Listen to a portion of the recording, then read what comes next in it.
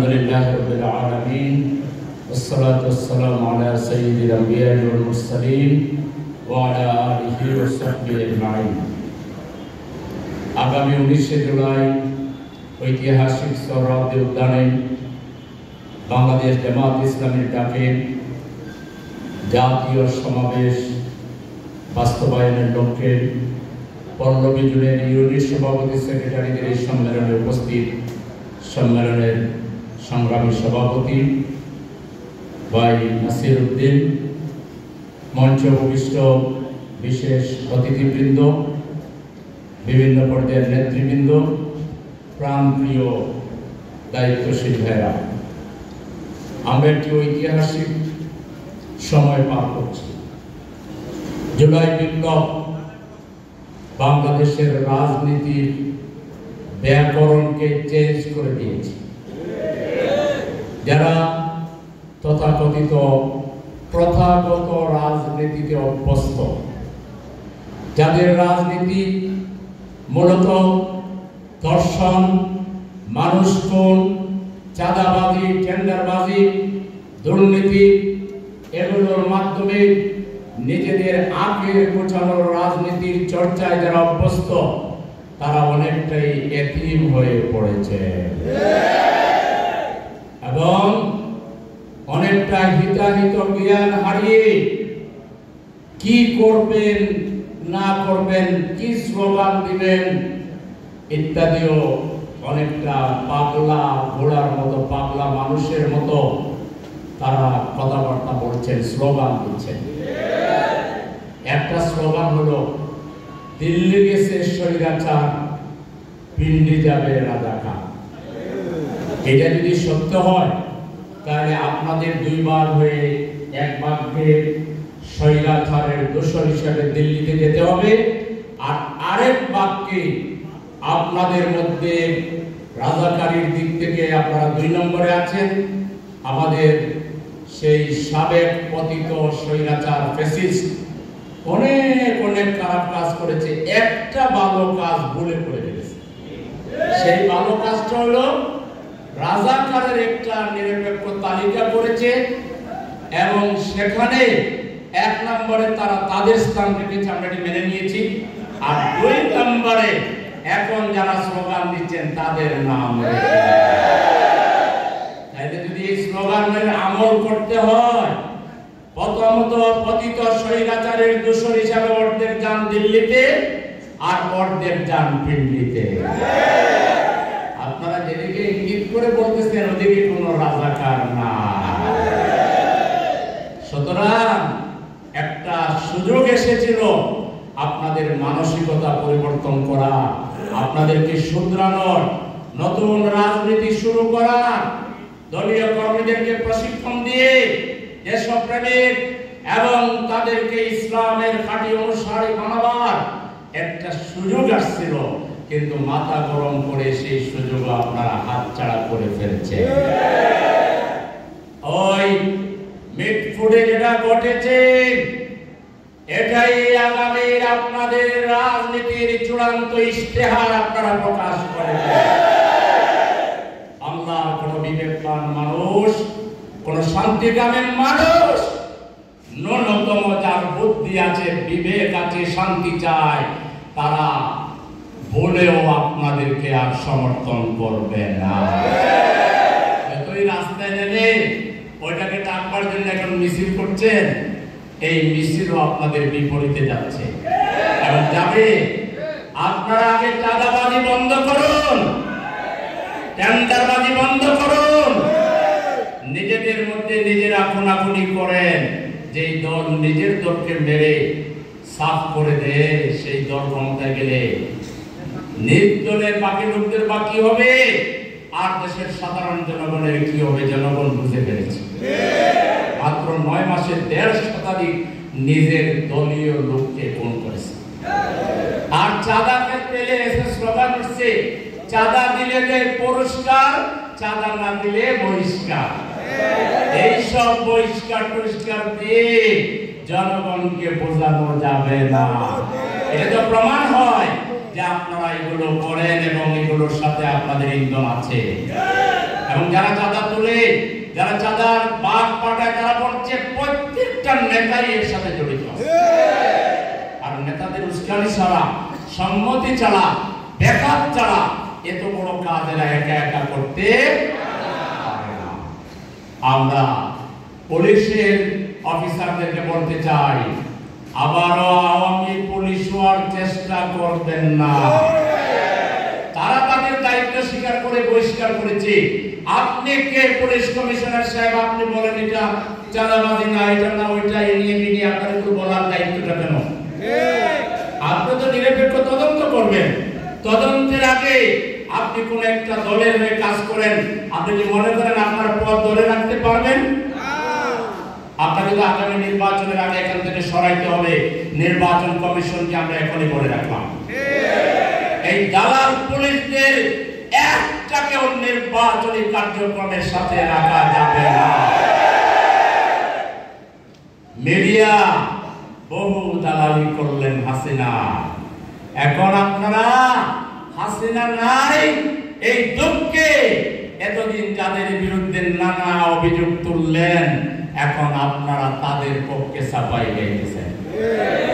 এটাও এদেশের এই যে জাতীয় মিডিয়া, যেগুলো ইলেকট্রনিক প্রিন্ট মিডিয়া, এদেশের মানুষ দেখে না, এগুলো সুপ্রা হয়ে গেছে বহু আগে। এবং আপনারা বিপদে পড়লে তো আমাদের কাছে ফোন করেন, আমরাও মানবিক কারণে বলি যে ভালো হয়ে যাবে, দরকার নাই মিডিয়াগুলোকে রক্ষা করো। অনেকে বেঁচে গেছেন, কিন্তু যে পথে যাচ্ছেন এই পথে নিজের শেষ।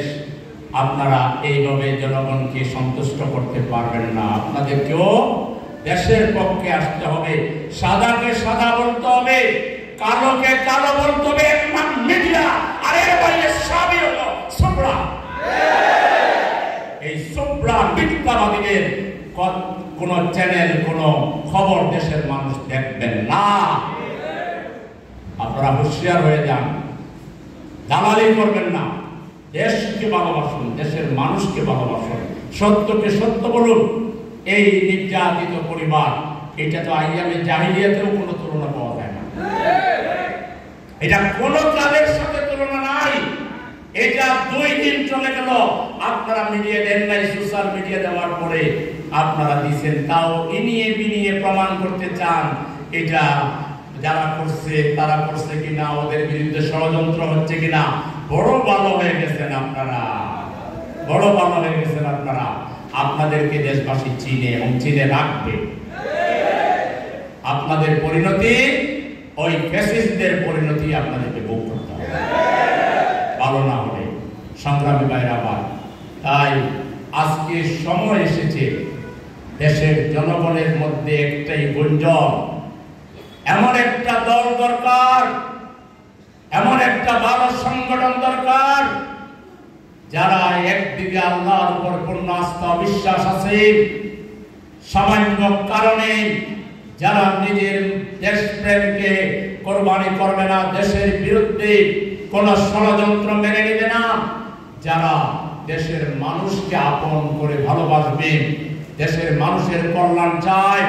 54 বছরে মায়ের খেয়ে খেয়ে যে দল ইসলামিক অর্থনৈতিক পদ্ধতি চালু করে বেকারত্ব দূর করার জন্য, কর্মসংস্থানের জন্য হাজার হাজার লক্ষ লক্ষ লোকের বেকারত্ব কর্মসংস্থান দূর করার কাজে ভূমিকা রেখেছে।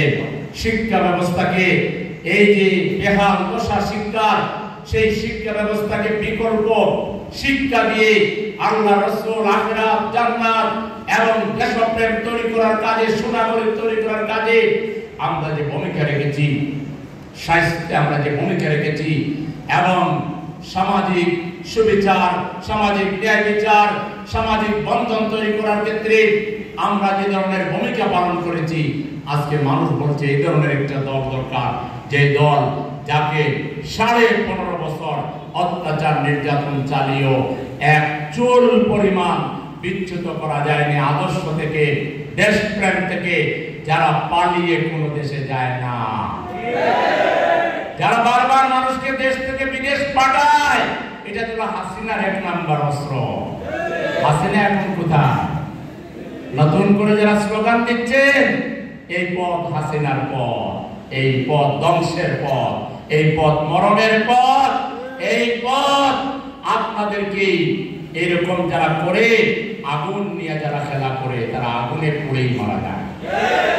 সাপ নিয়ে যারা খেলা করে তারা সাপের দংশনেই বিষাক্ত বলেই মারা যায়। হাসিনা এই কাম কইরা লাভ হয় নাই, পুরাতন অস্ত্র আবার ধারালো করবে, লাভ হবে না। এই নেগেটিভ বোতা হয়ে গিয়েছে। এটা যারা দিবে এই ধরনের স্লোগান, এই ধরনের ট্যাগ, এই ধরনের মানুষকে দেশ থেকে বিদেশে পাঠাবার স্লোগান যারা দিবে তারা যে দিল্লির গোলাম, হাসিনার গোলাম, ভারতের দাবেদার, এই ব্যাপারে কোনো বিন্দু বিসর্গ সন্দেহ নেই। সুতরাং গোলামী মানসিকতা পরিহার করুন, দেশপ্রেমিক হন। সাহস থাকলে নতুন কথা বলেন, বলেন না ঘোষণা দিয়ে, আল্লাহকে সাক্ষী রেখে শপথ পাঠ করেন যে আমরা না খেয়ে মরবো যদিও তবুও চাঁদাবাজি করবো না। শপথ নেন, মিছিল করেন রাস্তায়, আমরা জাতিকে জানাচ্ছি আমাদের ক্ষমা করে দেন, আর কোনোদিন টেন্ডারবাজি করবো না, আর কোনোদিন দুর্নীতি করবো না। এই তিনটা কথা বলেন। চাঁদাবাজি করবেন না, টেন্ডারবাজি করবেন না, দুর্নীতি করবেন না, খুন করবেন না। এই নতুন ন্যারেটিভ জাতিকে দেন, মানুষ মাফ করলেও করতে পারে। নাইলে আপনাদের ব্যাপারে ফয়সালা হয়ে গেছে। হলুদ কার্ড আপনারা বহু আগে পাইছেন, এই আপনার মিটফুডের ঘটনায় আপনারা লাল কার্ড পেয়ে গেছেন। আর জাতি আপনাদেরকে গ্রহণ করবে না। সুতরাং আরো বেশি পচবার আগে হুঁশ জ্ঞান ফিরে আনেন, ভালো হয়ে যান, চরিত্র ভালো করেন, দেশের জন্য কাজ করেন, সেবা করেন, মানুষের কল্যাণ করেন। সংগ্রামী ভাইরা আমার, তাই এই মুহূর্তে জাতির যে আকাঙ্ক্ষা, জাতির যে প্রত্যাশা, তার একটা সুন্দর, শক্তিশালী, ভ্রাতৃত্বে উজ্জীবিত, দেশপ্রেমে উজ্জীবিত, ইসলামের জন্য ডেডিকেটেড, দেশের জন্য ডেডিকেটেড, মানুষের কল্যাণের জন্য নিবেদিত একদল ত্যাগী এবং উচ্চ শিক্ষিত এবং দুর্নীতি মুক্ত চরিত্রবান নাগরিকদের এক বিশাল যে কাফেলা বাংলাদেশ জামাত ইসলামী, মানুষ এই জামাতের নেতৃত্বে এবং ইসলামী দলগুলো, দেশপ্রেমিক দল, সবাইকে নিয়ে একটি নতুন বাংলাদেশ মানুষ চায়। সেই নতুন বাংলাদেশ প্রতিষ্ঠায় জামাতের হাতকে আরো শক্তিশালী করতে হবে, জামাতকে আরো তৃণমূলে নিয়ে যেতে হবে, জামাতকে আরো জনগণের কাছে পরিচিত করাতে হবে। জামাতের ব্যাপারে অনেক অপপ্রচার মিডিয়ায়, আজকে এআই এর মাধ্যমে এবং ফেসবুকের মাধ্যমে ওরা এখন এদের নেতারা দাবি করছে যে তোমরা এগুলোতে আসো, এখন বুঝেও না ভালো করে একটা মন্তব্য কিরকম করবে, এরপর নানা ধরনের উল্টাপাল্টা কথা বলে তারা সমাজকে বিষাক্ত করার চেষ্টা করছে। এর মোকাবেলায় আপনাদেরকে জনগণের পাশে দাঁড়াতে হবে, জনগণকে ওয়ান টু ওয়ান কন্ট্যাক্ট করতে হবে।